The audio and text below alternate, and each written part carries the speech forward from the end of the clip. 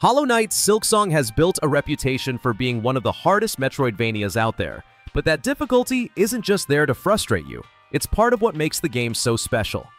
The tricky part is, difficulty can come in all sorts of flavors. Sometimes it's that heart-pounding, fun kind of challenge where you're zipping through platforms or just barely dodging an enemy's attack. Other times, it can lean a little more toward the tedious side, where you're grinding through tough encounters or navigating endless hazards. Silksong has both of these extremes, and honestly, it keeps you on your toes the whole way through. And here's the wild part.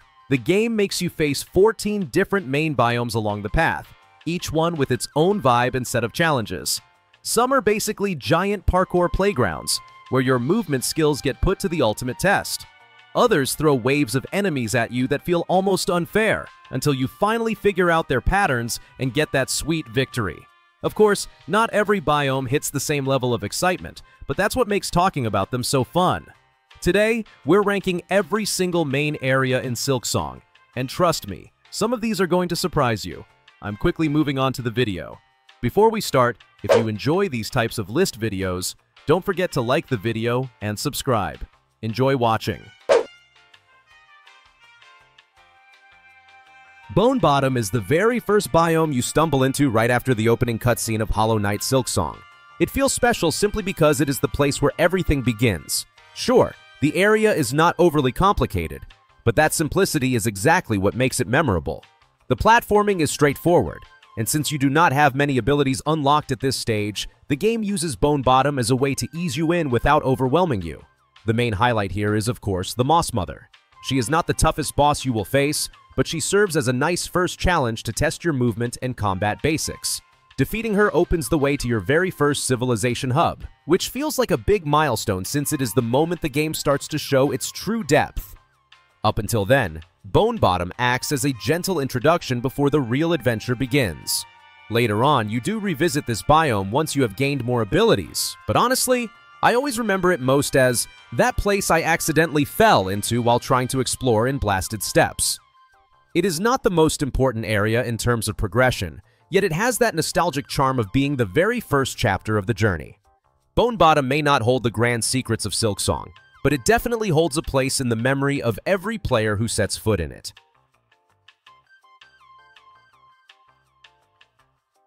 High Halls sits right at the upper part of the map inside what is generally called the Citadel, but lumping it together with the other Citadel biomes would not do it justice. This area stands out, though not in the best way. From the very start, you notice how cramped and small it feels, with tricky parkour sections sprinkled in just to slow your progress. Add to that a set of enemies that constantly fly away from you, and the frustration starts to pile up quickly. The design itself is not terrible, but the pacing makes it feel like a slog. Every encounter pushes you to chase enemies rather than rewarding direct combat, which can break the flow for players who enjoy fast and snappy fights. The High Halls is less about exploration and more about wearing you down bit by bit. It feels like the developers wanted to create tension here, but it ends up being more annoying than engaging. And then, of course, there is the infamous arena fight at the end. It is the real reason this biome ranks so low for many players. While I usually love a long, drawn-out boss encounter, this one overstays its welcome without offering much variety. Unless you have outside help or a particularly strong setup, it becomes a tedious grind rather than an exciting climax. High Halls is definitely unforgettable, but unfortunately, it is unforgettable for all the wrong reasons. The Marrow is one of those biomes that makes you stop and think, wait, what even happened here? After leaving the Bone Bottom civilization, you find yourself wandering into this strange space, but it never quite manages to carve out its own unique identity. Instead, it feels more like a tutorial ground for bigger mechanics you will rely on later in the game. Things like the Bellways, Chakra, and the Flea Caravan all make their debut here, which is important, but it also makes the biome feel more like a stepping stone than a memorable destination. What stands out about the Marrow is not its atmosphere, but its lack of one. Hollow Knight Silksong usually nails that sense of mystery and personality in every area, but here, the spark feels dim. Sure, there are quests and smaller objectives, but nothing that grabs your attention in the same way other biomes do. The area itself is straightforward, and even though you pass through it multiple times, it never leaves a lasting impression. Even the fights here fall a bit flat. Hunting down flint beetles or facing off against the skull tyrant should feel like big moments, but they do not hit as hard as other boss encounters in the game. They are simple, quick, and honestly forgettable compared to what comes after. The Marrow is not a bad biome, but it feels like filler content in a game where almost every other location has that special Silksong magic.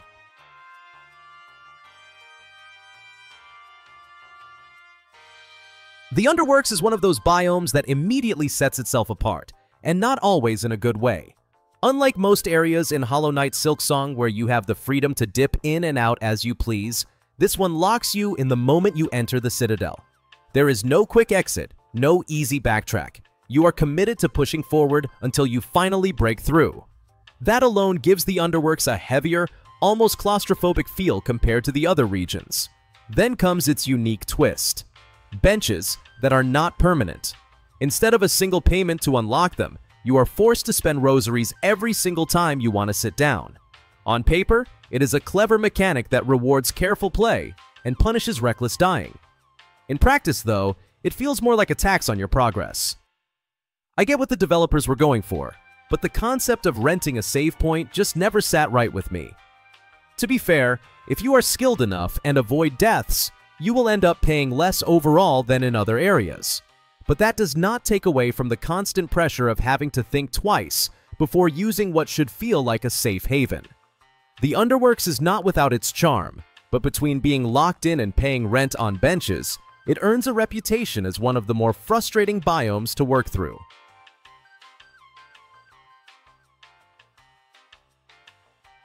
Farfields is the point in Hollow Knight Silksong where the training wheels finally come off. After making your way through 3 earlier biomes, this area feels like the game saying, okay, now the real journey starts.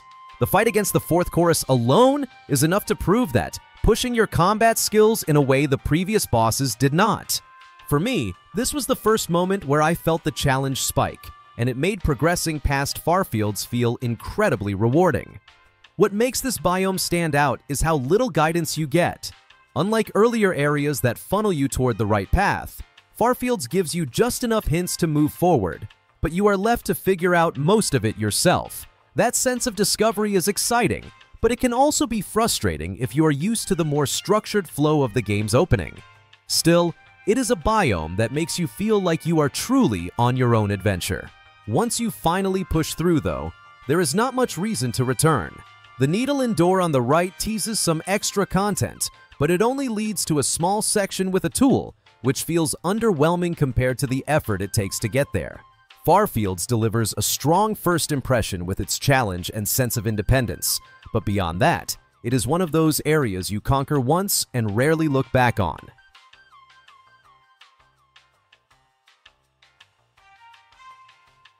Whispering Vaults is one of the more interesting biomes tucked away inside the Citadel, and it stands out for the way it mixes combat with clever puzzle design.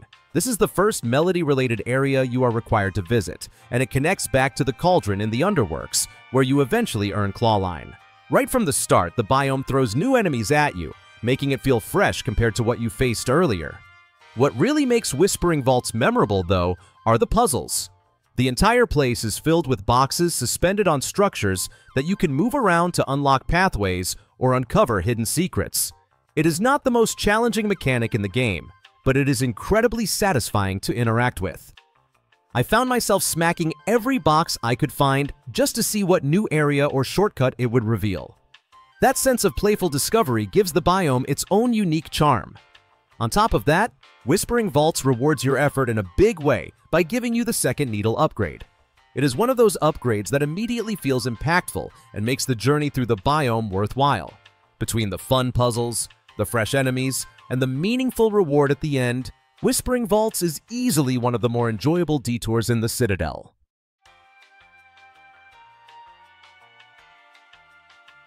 Blasted Steppes is one of those biomes that really tests your patience and skill, and honestly, I think that is why I ended up spending the most time here during my first playthrough. The entire area is built around tricky parkour sections, relentless enemies, and a constant sandstorm that makes even basic movement a challenge. It is punishing, yes, but it also feels like a rite of passage that prepares you for the tougher parts of Silksong. What makes Blasted Steps stand out is how much the environment itself works against you. The sandstorm is not just for atmosphere. It actively makes navigation harder, forcing you to be more precise with jumps and attacks. Pair that with enemies who seem perfectly designed to take advantage of your mistakes, and you have a biome that demands focus at all times. It can be frustrating, but in the best way possible, since every success feels earned. At the end of it all, you face the last judge, and while the fight itself is not the hardest in the game, the stakes feel incredibly high. Losing means trekking back through the same brutal platforming gauntlet, which adds a weight to the battle that few other encounters have. By the time I finally cleared Blasted Steps, I realized it had taught me more about parkour and survival than any other biome. It was grueling, but it made the rest of the journey feel a little more manageable.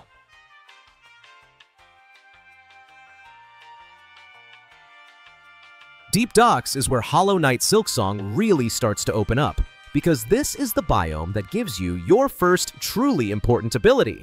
Sure, the Marrow introduces a mechanic to help you move forward, but you end up dropping that one pretty quickly. Swift Step, on the other hand, sticks with you for the rest of the game and completely changes how you move and fight. The moment I unlocked it, I knew the adventure had just leveled up. The area itself carries that sense of importance as well. Deep Docks is not just another stop on the map. It feels like a milestone. Navigating through it pushes you to test your skills with the new tools you have, while also hinting at how much more complex the game is about to become. It is the first biome that makes you feel like you are transitioning from the early game into something much bigger. And then there is the showdown with Lace. For me, this was one of the highlights of the early game. Fast-paced boss fights are what Metroidvania fans live for, and this one hits every note. The speed, the pressure, and the intensity of the fight make it incredibly fun, especially coming right after you unlock such a core movement ability. Deep Docks already earns its place as a memorable biome, but Lace cements it as one of the game's standouts.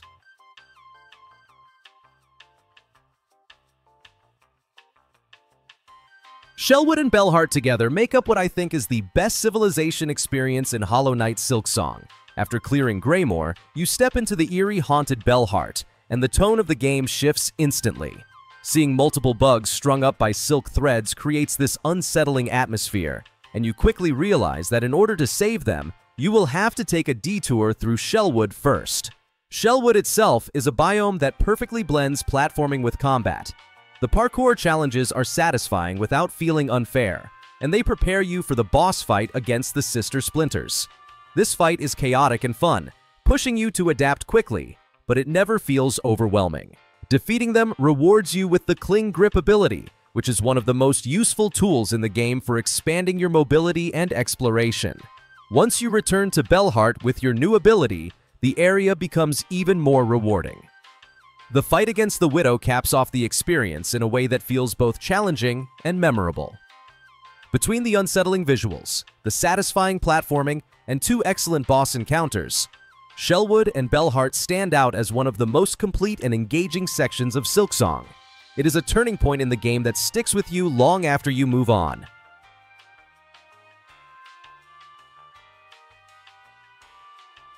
Greymoor is easily the biome that oozes the most personality in Hollow Knight Silksong. It is not just its sheer size, though that certainly helps. It stretches wide across the right side of the map and feels massive compared to most other areas. What really makes it special is how alive it feels with secrets. No matter how many times I thought I had cleared it, I always found myself coming back after gaining a new ability, only to discover another hidden path or tucked away encounter. The atmosphere here also stands out. While much of Silksong is dark, tense, or hostile, Greymoor strikes a balance by offering little pockets of peace. The Halfway Home is a perfect example of that, an area that lets you catch your breath, soak in the cozy vibes, and prepare yourself for the next round of exploration. It is a small detail, but one that really adds to the biome's charm and memorability. What seals the deal is how much Greymoor rewards curiosity. With 3 secret areas branching off from it, there is always a reason to wander deeper and push the boundaries of where you can go. For players who love exploration, it feels like a treasure chest that never fully empties. Greymoor may not be the toughest biome in the game, but it is the one that left the biggest mark on me, simply because it captures the adventurous spirit of Silksong so perfectly.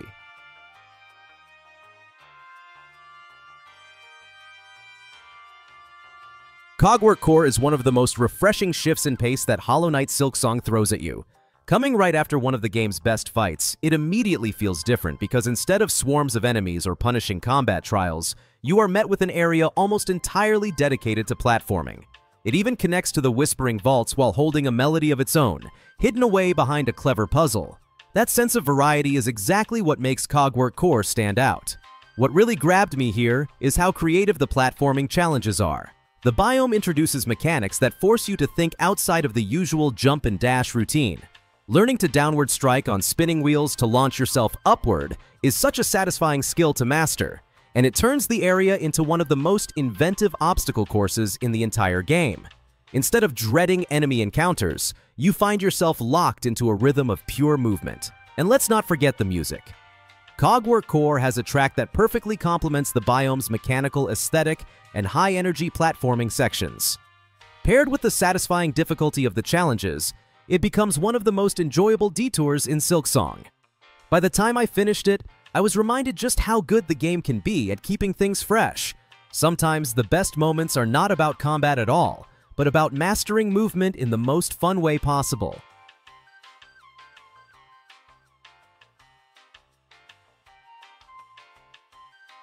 The cradle serves as the grand finale of Hollow Knight Silksong's main journey, and it wastes no time setting the tone. The moment you step into this silk-draped biome, the atmosphere hits you. It feels eerily familiar, like the cocooned arenas you have seen after certain fights, but on a much larger, more ominous scale. Almost immediately, you are greeted by Lace, who challenges you once more in a battle that is just as fast and unforgiving as the first time. Beating Lace is only the beginning, though. The cradle then pushes you through one last stretch of parkour, a sequence that feels less like a test of skill and more like a ceremonial walk toward the end. The silk, the tension, and the design all come together to remind you that this is the closing chapter of your adventure. It is not about surprise anymore. It is about building anticipation for what is waiting at the very end. That final encounter comes in the form of Grandmother Silk. While she is not the hardest boss in the game, the atmosphere surrounding her fight makes it unforgettable. Everything, the music, the setting, the pacing, screams that this is the moment everything has been leading to. It is a fitting conclusion, wrapping up the journey not with sheer difficulty, but with a sense of weight and closure. The cradle may not break you mechanically, but it delivers one of the most powerful moments in Silksong.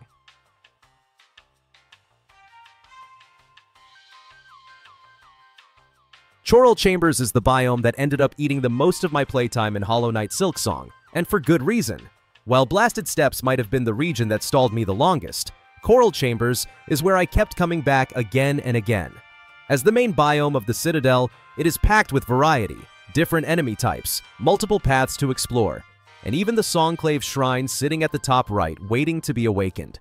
The atmosphere here feels rich and layered, like the heart of the Citadel itself. Every visit has something new to discover, whether it is a tricky enemy encounter or a side path that teases further secrets. It is one of those areas that never feels empty, and because it connects to so many other places, you end up passing through it constantly. But rather than growing stale, it becomes more familiar and rewarding with each return. The real highlights, though, are the Cogwork Dancers fight and the surrounding halls. The fight is stunning, more like a performance than a battle, and it captures the artistic side of Silksong's design. Meanwhile, the large guards patrolling the nearby halls make farming rosaries surprisingly enjoyable. Between the challenge, the beauty, and the practicality, Choral Chambers manages to be both a spectacle and a reliable hub of progression, which is why I spent more time here than anywhere else.